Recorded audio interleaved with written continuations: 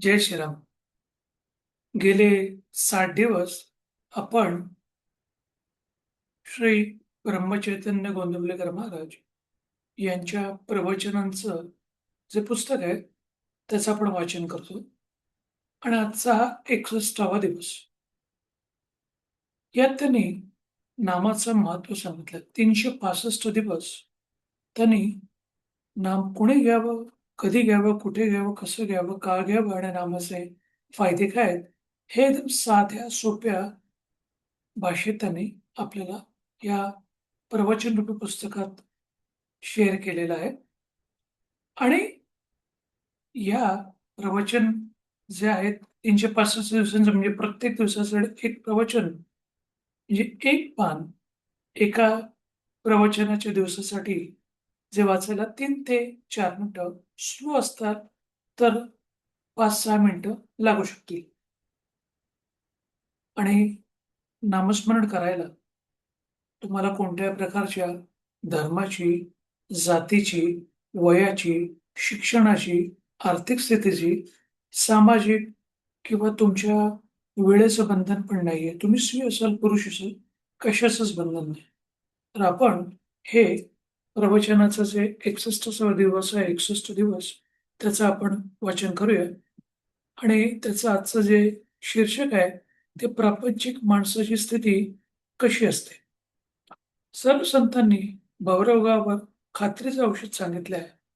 सर्व संत आपापल्या परीने मोठेच आहेत, पण त्यातल्या त्यात समर्थांनी आपली जागा न सोडता विषयी लोकांचे चित्त कुठे गुंतलेले असते हे पाहिले आणि मगच रोगाचे निदान केले.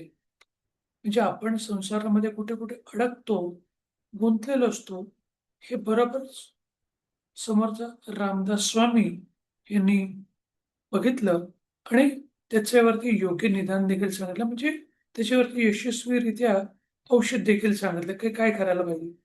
आमचा मुख्य रोग संसार दुःखाचा असून तो सुखाचा आहे असे वाटते हाय.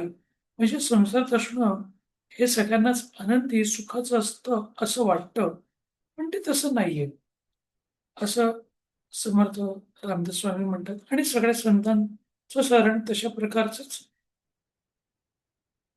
त्यांचे विचार असावेत असे महाराज सांगतात. रोग कळून आला पण औषध जर घेतले नाही तो बरा कसा होणार. रोग असेल तसं औषध घ्यावे लागते. अजीर्णाने पोट दुखते, ते भुकेने दुखते असं वाटून आम्ही अधिक खाऊ लागलो तर कसं चालेल.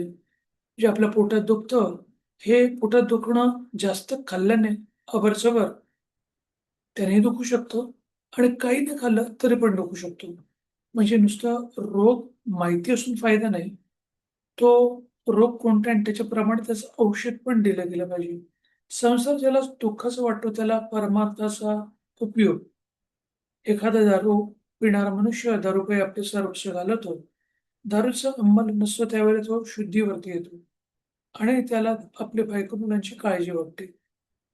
आपला प्रपंच नीट व्हावा असेही त्याला वाटते. पण त्याच्या बुद्धीला आतून मार्ग सुचत नाही. मग तो पुन्हा इतकी दारू पितो की त्याला त्याचा विसर पडतो आणि अशा रीतीने त्यामध्येच तो स्वतःचा नाश करून घेतो. म्हणजे काही-काही वेळेला आपल्याला माहिती असतं काय प्रॉब्लेम आहे, पण त्याचे उत्तर किंवा त्याच्यावरचा जो उपाय आहे तो आपल्याला सुचत नाही किंवा त्याला समजत नाही. आणि मग त्याच प्रकारच्या प्रॉब्लेममध्ये आपण अजून गुरफटून जातो. तसंच आपल्या संसारी लोकांचं असतं.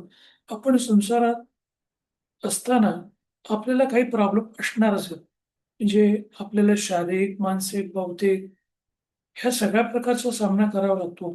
पण आपल्याला त्यातला उपाय समजत नाही आणि तो न समजल्या कारणाने आपण परत त्याच संसारामध्ये गुरफटतो आणि अधिक दुःखी होतो. आपल्याला वाटतं की आपण संसारामध्ये जास्त गुरफटलो तर आपल्याला हा जो त्रास होतोय तो होणार नाही. पण अनफॉर्च्युनेटली त्याला जास्त होतो. पण म्हणूनच सगळ्या संतांनी नामस्मरण करायला सांगितले. अगदी त्याचप्रमाणे प्रापंचिक माणसाची स्थिती होती. पहिल्या-पहिल्याने प्रपंच बरं वाटतं. मनुष्य त्यात रमतो.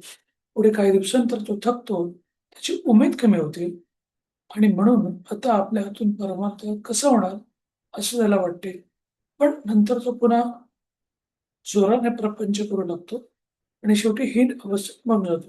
आणि त्याला कळतं की आपल्याला संसारातून दुःख होतंय म्हणजे परमार्थ करायला पाहिजे. पण परमार्थ कसा करावा माहीत नसतो.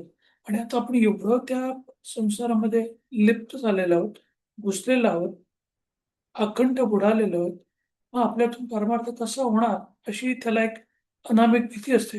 आणि म्हणूनच तो त्या परमार्थ मार्गाला जातो. पण संतांचं सांगणं अगदी सोपं आहे. फक्त नामस्मरण करा. तुमच्या इष्टदेवतेचं, तुमच्या कुलदेवतेचं किंवा तुमच्या कुलदेवीचं किंवा तुमच्या कोणत्याही आवडत्या देवी-देवतांचं तुम्ही नामस्मरण करा. तुम्ही कोणत्याही संतांचं नाव घ्या आणि ते फक्त मन लावून त्याच्यामध्ये विश्वास ठेवून, श्रद्धा ठेवून घेवा, एवढं सांगितलंय. पण ते करताना आपण जी त्याची पथ्य सांगितलेली आहेत, ती आपण करणं भाग असतं. म्हणजे चोरी, चाडी करू नये, लबाडी करू नये, लोकांचा द्वेष करू नये, लोकांना उलटं-सुलटं बोलू नये. बोलताना आपण जपून बोलावं, दुसऱ्यांना बोलताना स्पेशली. तर ह्या सगळ्या गोष्टीचं जे पथ्य आहे, ते सगळ्या संतांनी सांगितलेलं आहे आणि त्याच्यानंतर हे नामस्मरण केलं, की आपला संसार अगदी आरामात, आनंदाने, सुखाने होऊ शकतो. हे किती साधं सोपं सोल्युशन आपल्याला संतांनी सांगितलेलं आहे. जो जगाचा घात करतो तो एका दृष्टीने बरा, कारण जग त्याला सांभाळून घेईल. पण जो स्वतःचा घात करून घेतो त्याला कोण सांभाळणार? म्हणजे लोकांना त्रास देणाऱ्या माणसावरती आपण उपाय करू शकतो.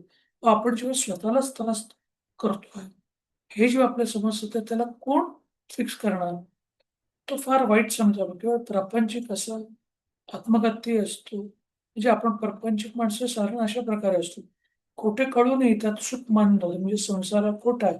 त्यात त्रास होणार हे असूनही तो त्यात सुख मानतो आणि देवाने जे निर्माण केले ते माझ्या खास सुखाकरताच केले असं समजून मरेपर्यंत त्यातच गुरफटून राहतो. मनुष्य तेच करत असून सुद्धा त्याचा त्याला कंटाळा येत कसा येत नाही आणि कालच गोष्टी आपण आज करतो म्हणजे कालच्या गोष्टीच आपण आज करतो, तर रिपीट करत असतो. आपल्या लक्षात जरी आले नाही, तर त्या गोष्टी झालेल्याच असतात.